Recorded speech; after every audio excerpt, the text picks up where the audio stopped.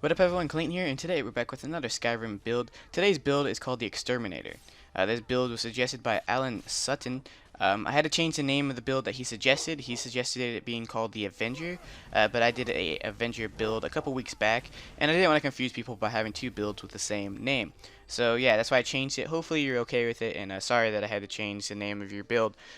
You guys can call it the Avenger. I'm just gonna say Exterminator just for the ease, so people don't get confused. So yeah, Alan Sutton does have a backstory for this.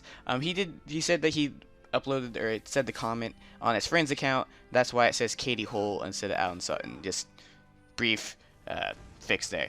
But anyways, this build, he was a adventurer from Hammerfell who stumbled upon a cave which had numerous amounts of vampires in it, and he caught vampirous disease when he went to investigate it.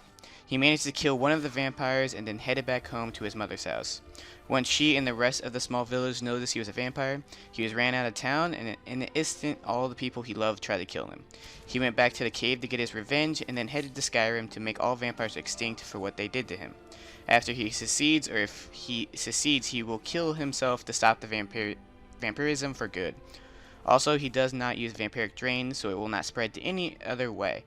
He does feed on some people before the journey starts, and he gets caught crossing the border to Skyrim, and that's where the whole story starts. So basically, you're a vampire that hates vampires because the vampires turned you into a vampire. It's a pretty easy concept to understand.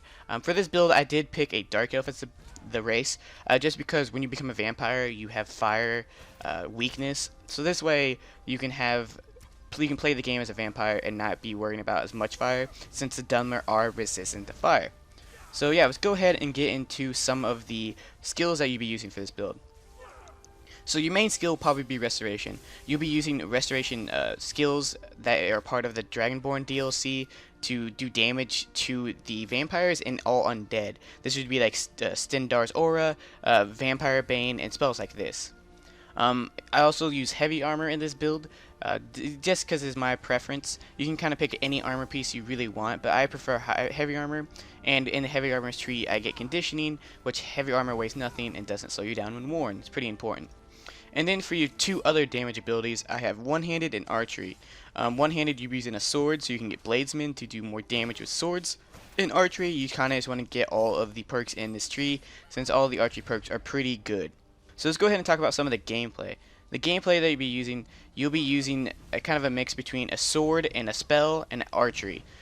In the sword, you'll be using Dawnbreaker because it affects undead better. It kills them a lot easier and has a flame enchantment on it, so it's really strong against vampires.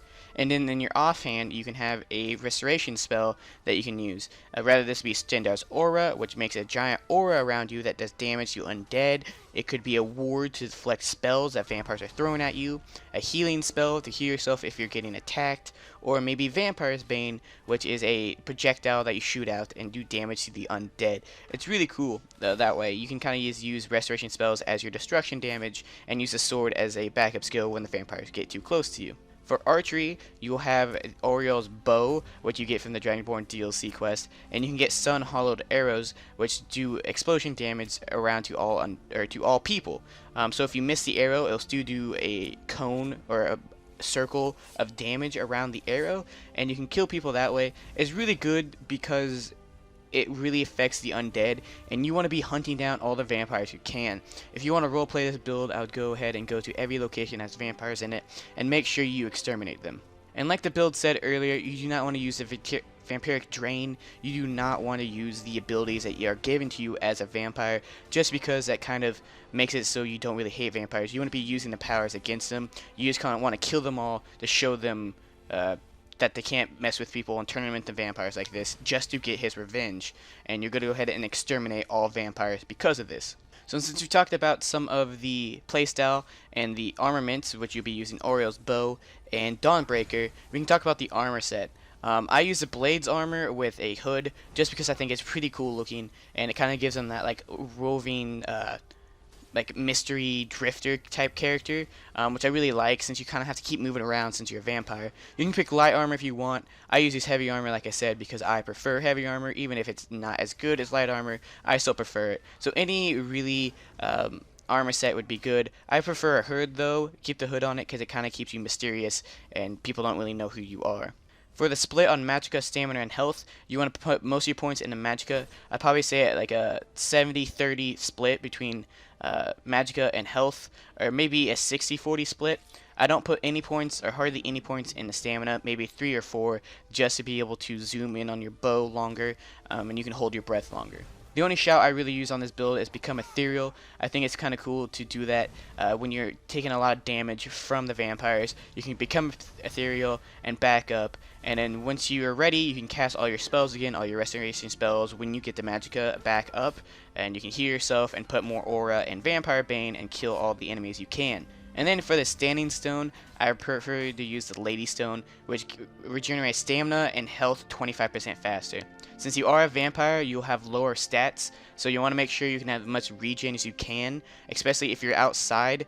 Your stats will hardly regen, but I believe more regen on top of your original regen will make it so that those stats will regen really slow, but they will actually regenerate up fast, or they will actually regenerate up instead of just staying still. So this is the build. It's kind of a role-playing vampire hunter as a vampire. I think it's really cool, and props to the creator Alan Sutton for this build.